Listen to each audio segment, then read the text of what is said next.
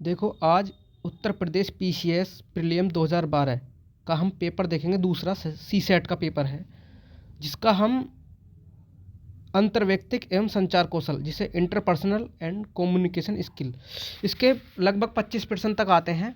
तो आज हम उसी श्रृंखला में 2012 वाला प्रश्न पत्र हल करेंगे और उनके आए हुए जो क्वेश्चन हैं हम उनको देखेंगे।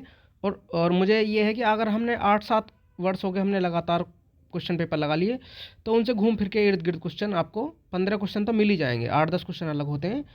तो स्टार्टिंग करते हैं पहले क्वेश्चन से। बीजों को बोने के पहले फफूंद रोधी में भिगो देना चाहिए। अच्छी बात है, सही बात है। बिना फफूंद रोधी में भिगोए बीजों में अंकुरण नहीं होता। सोचो एक बार, दोबारा पढ़ लो, जहाँ भी अटको ऐसे क्वेश्चन पे। बिना, जहाँ ऐसे शब्द आए बिना, नहीं, मतलब कुछ अजीब से अटपटा शब्द आए, वो तो ये समझ लो उसका तो होता ही नहीं है ज़्यादातर, अधिकतर। तो बिना, और अगर ना भी हो तो क्या आपने घर पे देखा होगा, अगर आपने कोई बीज अगर नहीं भिगोया है और बो दिया है, मान सकते हैं 1 2 3 नहीं होते हैं, लेकिन ऐसा नहीं है कि उनका अंकुरण नहीं होता। तो इसमें पहला सही है और दूसरा गलत है। आप आराम से वीडियो को पुश करके इनके वो देख लेना, जो इनके एक्सप्लेनेशन व्याख्या दी हुई है उन्हें देख लेना। अब हम चलते हैं दूसरे क्वेश्चन पे अपने। ये है, विद्यार्थी अपने अध्यापकों से अधिक प्रभावित होते हैं। चलिए, निष्कर्ष क्या है? विद्यार्थी बौद्धिकता से प्रभावित होते हैं। विद्यार्थी बौद्धिकता से प्रभावित होते हैं। विद्यार्थी अध्यापकों को अपना आदर्श मानते हैं। ये भी सही बात। विद्यार्थियों का अधिकांश समय स्कूल में बीतता, कहाँ बीतता है स्कूल में समय? स्कूल में कहाँ समय बीतता है भाई? ये तो तीसरी बात अटपटी लग रही है मुझे, गलत बात है बिल्कुल। 1 और 2 सही है। व्याख्या देख लेना आप। ये तो कोई एक याद करने का है, किस KISS, इसे आप याद कर लो। आए ऐसे अटपटे क्वेश्चन आए तो ठीक, ना आए तो ठीक, छोड़ देने हैं ये, क्योंकि नेगेटिव मार्किंग का मामला है। निम्नलिखित में से कौन सा कारण त्योरी चढ़ाने नकारात्मक संकेत के रूप में व्यक्त किया जाता है? देखो, बिल्कुल रोक रोक के आराम से। त्योरी चढ़ाने का मतलब होता है बिल्कुल, जैसे कहते हैं ना, अरे क्या बोलते हैं इसे, मतलब बिल्कुल खिलाफ हो जाना, बगावत कर देना। तो उसमें ऐसा शब्द है चिढ़। अगला नंबर प्रश्न 5 है, निम्नलिखित में से कौन सी अंतर्वैयक्तिक भूमिका नहीं है? अंतर्वैयक्तिक भूमिका नहीं है, यानी इंटरपर्सनल स्किल की भूमिका नहीं है। नाम मात्र का अध्यक्ष, नेता। देखो, अध्यक्ष होगा उसके अंदर भी ये चीज़ जरूरी है।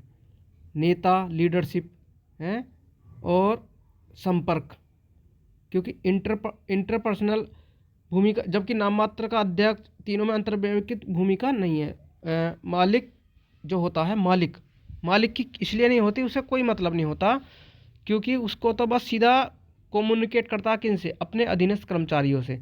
लेकिन इनकी जो भूमिका होती है अंतर्व्यक्ति, तीनों की बहुत भूमिका होती है। ठीक है, तो इसका डी है।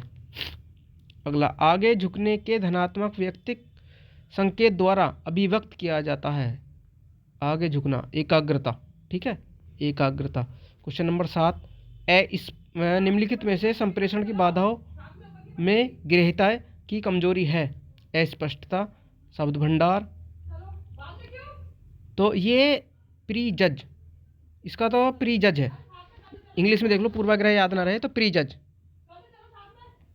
और अगला, अंतर्वैयक्तिक भूमिकाएं व्यक्ति के उन व्यवहारों से संबंधित होती हैं।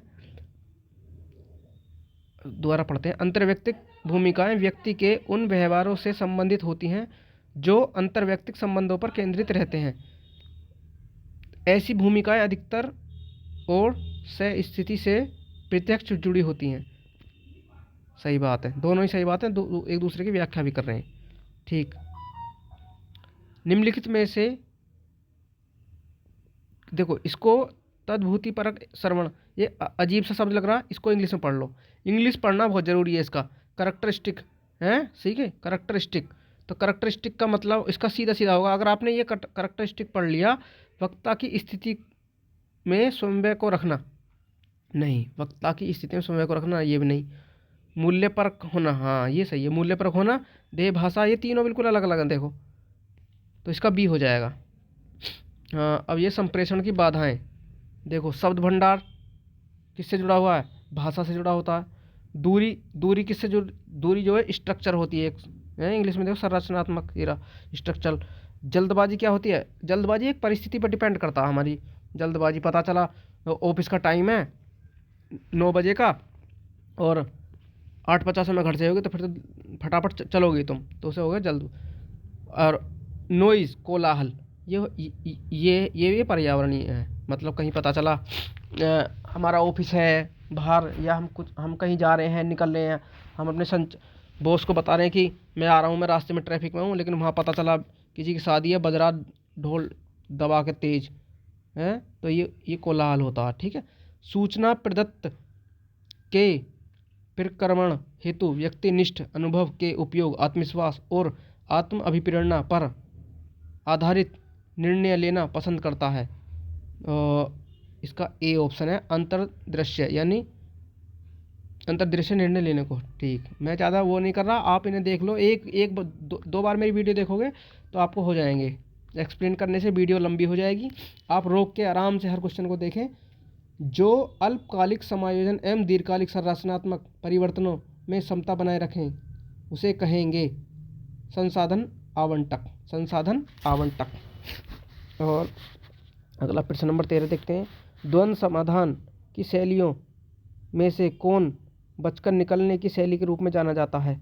कौन जाना जाता है? निर्णय द्वारा दोनों पक्षों की उपेक्षा।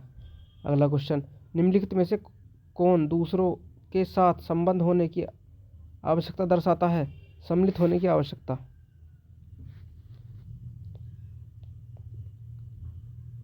द्वंद्व समाधान में निम्नलिखित में से कौन द्वंद्व संबंधी मुद्दों के बारे में सहमति के क्षेत्र पर बल देने और असहमति के क्षेत्रों की उपेक्षा व्याख्या करता है? समन।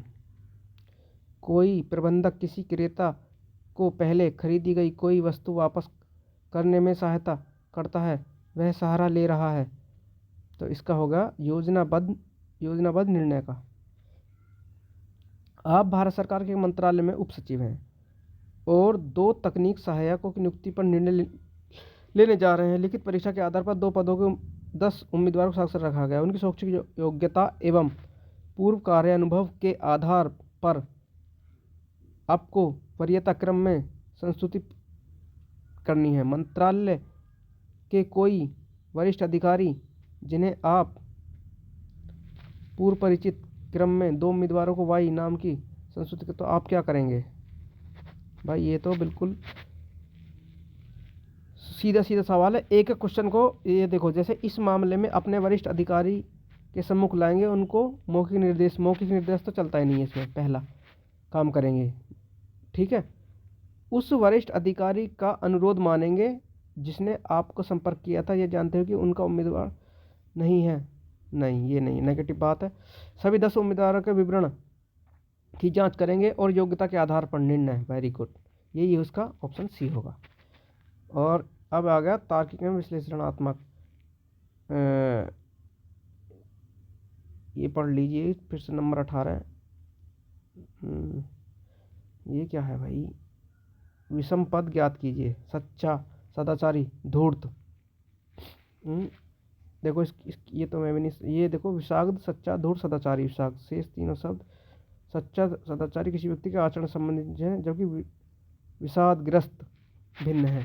अच्छा, ये है इसका नेगेटिव पॉइंट। ठीक, समझ गए होंगे। चलिए अगला प्रश्न। बस अगला कुछ नहीं है, पर्याप्त रूढ़िवादी, ये सामान्य रीजनिंग का ऑप्शन आ गया है, वो अलग पॉइंट है। तो अब हम अपनी वीडियो यहीं समाप्त करते हैं।